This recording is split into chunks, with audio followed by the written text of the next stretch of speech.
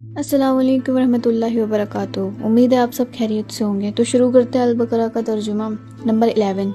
और जब उनसे कहा जाता है कि ज़मीन में फसाद ना फैलाओ तो कहते हैं अरे हम तो इस्लाह कर रहे थे। ये उस वक्त की बात है जब मोहम्मद सल्लल्लाहु अलैहि वसल्लम का दौर था। तब कई जंग अजीम हुआ करती थीं, कई लोगों को कुर्बान किया जाता था और हज़ारों मसले पेश आए जो हमारे दीन और इस्लाम की खातिर सहाबाओं ने और पैगम्बर ने किए। तो मुनाफिक कहते थे कि क्यों इन मसलों में उलझे हुए हो, छोड़ो भी, अपना नफ़ा नुकसान भी तो देखो, अपना घर परिवार काम कारोबार सब चीज़ें देखो। और वो अहले मोमिनीन पर हंसते थे और कहते थे कि ये तो बेवकूफ़ लोग हैं, हम भी तो मुसलमान हैं, हम भी तो अल्लाह पर ईमान रखते हैं, तो इसका मतलब ये थोड़ी कि हम अपना बच्चे माल कारोबार सब कुछ दांव पर लगा दें। और यही लोग पीठ पीछे फसाद किया करते थे। नंबर 12, खबरदार, बेशक यही फसाद करने वाले हैं मगर कोई शऊर नहीं रखते, यानी ये अपने ही इल्यूजन में जीते रहते हैं। इनको लगता है हम सही हैं, बाकी मोमिन गलत हैं। और जब उनसे कहा जाता है कि तुम भी ईमान लाओ जैसा कि ये लोग लाए हैं तो कहते हैं क्या हम ऐसा ईमान लाएं जैसा ये बेवकूफ़ लाए हैं। खबरदार, दरअसल यही बेवकूफ़ हैं मगर नहीं जानते। ये आयत मोमिन और मुनाफिक के बीच के फ़र्क को ज़ाहिर करती है।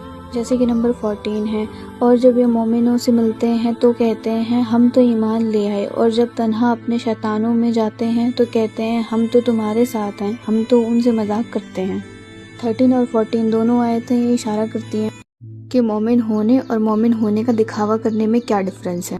इसकी जीती जागती मिसाल आज का इंसान है। ये दुनिया के सामने अच्छा बनना चाहता है, बल्कि हमें अल्लाह के सामने अच्छा बनना चाहिए।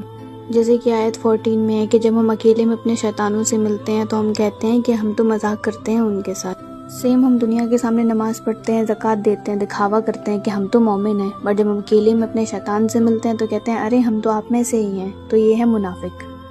इस दोनों आयतों से ज़ाहिर तो हो गया है कि जो ये आयत पढ़ेगा उसको पता चल जाएगा कि वो मोमिन है या मोमिन होने का दिखावा कर रहा है, यानी मुनाफिक है। नंबर 15, अल्लाह इन मुनाफिकों से मजाक करता है और वो उनकी रस्सी दराज कर रहा है ताकि शरारत और सरकशी में भटकते रहें, यानी अपने इल्यूजन में जीते रहते हैं। अल्लाह ताला इनको उनके इल्यूजन में जीने देता है, उसको जो करना है करने देता है ताकि वो भटकते रहें, उनसे उन्हें कोई मतलब नहीं होता।